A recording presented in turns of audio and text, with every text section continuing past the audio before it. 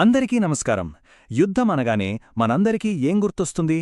సరిహద్దులు, సైనికులు, పెద్ద పెద్ద ట్యాంకులు, తుపాకులు కదూ. కాని ఇప్పుడు కాలం మారింది. అసలైన యుద్ధం రూపురేఖలే మారిపోయాయి. ఇప్పటి యుద్ధం సరిహద్దుల్లో జరగట్లేదు. అది మన మార్కెట్లలో, మన ఆర్థిక వ్యవస్థలో, చివరికి మన జేబుల్లో జరుగుతోంది. అవును, ఈ కొత్త రకం యుద్ధాన్నే జియో ఎకనామిక్స్ అంటారు. సరే, దీని గురించి ఈరోజు మనం కాస్త వివరంగా తెలుసుకుందాం. అయితే ఇంతకీ ఈ ఆధునిక యుద్ధం ఎలా ఉంటుంది? మనం సినిమాల్లో చూసేదానికి, నిజంగా జరిగేదానికి అసలు సంబంధం ఉంటుందా? బహుశా మనం మనసులో ఉన్న ఆ పాత చిత్రాలను చెరిపేయాల్సిన సమయం వచ్చేసిందేమో. ఎందుకంటే ఇప్పుడు యుద్ధమంటే కేవలం సైనికులు, ట్యాంకులు, ఫైటర్ జెట్లు మాత్రమే కాదు. అది కేవలం ఒకప్పటి కథ. అది యుద్ధానికి సంబంధించిన పూర్తి చిత్రం కానే కాదు. నిజమైన యుద్ధం ఇప్పుడు ఇక్కడ జరుగుతోంది. స్టాక్ మార్కెట్లలో, సప్లై చైన్లలో, ఒక దేశం యొక్క ఆర్థిక మూలాల్లో. అవును, ఇదే నేటి కొత్త యుద్ధక్షేత్రం. సరే, మరి మనం ఇంతసేపు మాట్లాడుకుంటున్న ఈ కొత్త రకం యుద్ధాన్ని, ఈ తంత్రాన్ని అర్థం చేసుకోవాలంటే ముందుగా మనం జియో ఎకనామిక్స్ అంటే ఏంటో స్పష్టంగా తెలుసుకోవాలి. నిజానికి దీని నిర్వచనం చాలా సింపుల్. ఒక దేశం తన రాజకీయ లక్ష్యాలను సాధించుకోవడానికి తుపాకులు, బాంబులు వాడకుండా వాటికి బదులుగా ఆర్థికపరమైన టూల్స్ని ఆయుధాలుగా వాడటమే జియో ఎకనామిక్స్. సింపుల్గా చెప్పాలంటే డబ్బుతో యుద్ధం చేయడమన్నమాట. మరి ఈ కొత్త యుద్ధంలో ఆయుధాలెలా ఉంటాయి? అవేంటో ఇప్పుడు చూద్దాం. చూడండి, మొదటగా ఆర్థిక ఆంక్షలు, అంటే ఒక దేశం యొక్క ఎకానమీని దెబ్బతీయడం. తరువాత ట్రేడ్ మీద ఆంక్షలు పెట్టడం, వాళ్ల కరెన్సీ విలువతో ఆడుకోవడం. ఇక అన్నిటికన్నా ముఖ్యమైనది టెక్నాలజీని తమ కంట్రోల్లో పెట్టుకోవడం, అలాగే ప్రపంచ సప్లై చైన్లను డామినేట్ చేయడం. చూసారా, ఇవే ఇవాళ ప్రపంచంలో అత్యంత పవర్ఫుల్ ఆయుధాలు. సరే, ఈ ఆయుధాలన్నిట్లో అందరూ ఎక్కువగా వాడేదేంటో తెలుసా? ఆర్థిక ఆంక్షలు.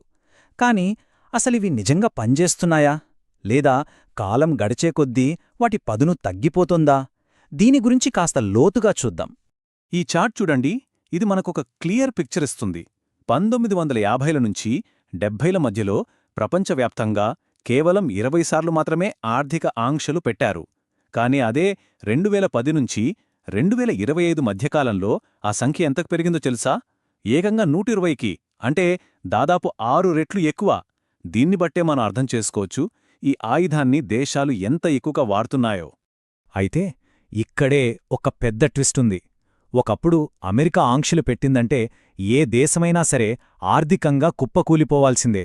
కానీ ఇప్పుడు సీన్ మారింది. చైనా, రష్యా లాంటి దేశాలు పెద్ద ప్రత్యామ్నాయాలుగా తయారయ్యాయి. వాటి సొంత మార్కెట్లు, ఆర్థిక వ్యవస్థలు ఉన్నాయి. దానివల్ల ఇప్పుడు ఈ ఆంక్షల ప్రభావం బాగా తగ్గిపోతోంది. ఈ యాక్షన్లు మాత్రమే కాదు, ఇంకా ప్రమాదకరమైనవి కొన్నున్నాయి. వాటినే గ్రేజోన్ యాక్షన్స్ అంటారు. అంటే తెర వెనుక జరిగే పనులనమాట. ఉదాహరణకు, శత్రుదేశం యొక్క బ్యాంకింగ్ సిస్టంపై సైబర్ దాడి చేయడం, లేదా సోషల్ మీడియాలో తప్పుడు వార్తలను వ్యాప్తి చేసి జనంలో అశాంతిని సృష్టించడం. చూడ్డానికి ఇవి యుద్ధంలా కనిపించకపోవచ్చు, కాని వీటి వల్ల జరిగే నష్టం కొన్నిసార్లు యుద్ధం కన్నా ఎక్కువుంటుంది. సరే, ఇంతకీ ఈ జియో ఎకనామిక్ ప్రెషర్ అనేది రియల్ వరల్డ్లో ఎలా పనిచేస్తుందో అర్థం చేసుకోవాలంటే మనం ఇరాన్ కేస్ స్టడీని చూద్దాం. ఇది చాలా ఇంట్రెస్టింగ్గా ఉంటుంది. ఒక్కసారి చార్ట్ చూడండి, ఇదొక అద్భుతమైన మార్పును చూపిస్తుంది. 1995లో ఇరాన్ ఎగుమతుల్లో ఏకంగా 84% ఆయిల్ నుంచే వచ్చేది. కానీ తీవ్రమైన ఆంక్షల తరువాత 2020 నాటికి అది కేవలం 32%కి పడిపోయింది. అంటే అర్థం చేసుకోండి, ఆంక్షల దేశాన్ని, వాళ్ల ఆర్థిక వ్యవస్థను మార్చుకునేలా, వేరే రంగాలపై ఆధారపడేలా చేశాయి. అయితే నాణేనికి రెండో వైపు కూడా చూడాలి కదా. ఇదే ఆంక్షల వల్ల ఇరాన్లో ద్రవ్యోల్బణం, అంటే ఇన్ఫ్లేషన్ ఏకంగా 40%కి పెరిగిపోయింది. దీనివల్ల అక్కడి సాధారణ ప్రజల జీవితం చాలా కష్టంగా మారిపోయింది. వాళ్ల జీవన ప్రమాణాలు దారుణంగా పడిపోయాయి. ఇక్కడ మనం గమనించాల్సిన అసలైన పాయింట్ ఏంటంటే, వెస్టర్న్ దేశాలు అనుకున్నట్టు ఇరాన్ కుప్పకూలిపోలేదు. దానికి బదులుగా ఏం జరిగిందంటే, ఇరాన్ వెళ్లి చైనా, రష్యా, ఇంకా బ్రిక్స్ దేశాలతో చేతులు కలిపింది. వాళ్లతో కొత్త ఆర్థిక, వ్యూహాత్మక బంధాలను ఏర్పరచుకుంది. అంటే ఈ ఆంక్షలు ఒక రకంగా కొత్త గ్రూపులు ఏర్పడటానికి కారణమయ్యాయన్నమాట. సరే, ఇప్పుడు మరో ఆశ్చర్యకరమైన విషయానికి వద్దాం. అదేంటంటే సహాయం.